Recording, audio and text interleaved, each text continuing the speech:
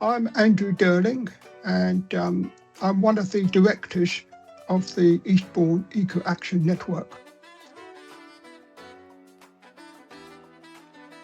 I'm using the One Planet platform to document and map out exactly what is happening in the town that will effectively reduce carbon emissions, and also to find out the opportunities for collaboration between all the different sectors of the community, local businesses, local community groups, local council.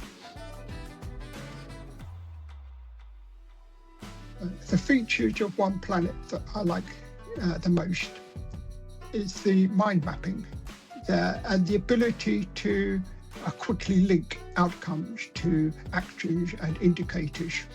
And it's actually quite fun to do because it's so easy to learn how to do it. And I also like the facility to easily input stories about those activities that are going on. For example, links to newspaper articles or stories about initiatives that are going on together with photos. And you can also incorporate those stories in the reports.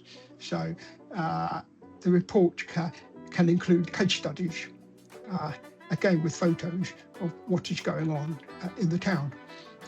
So you end up with a very rich range of stories and case studies that make the report more interesting too.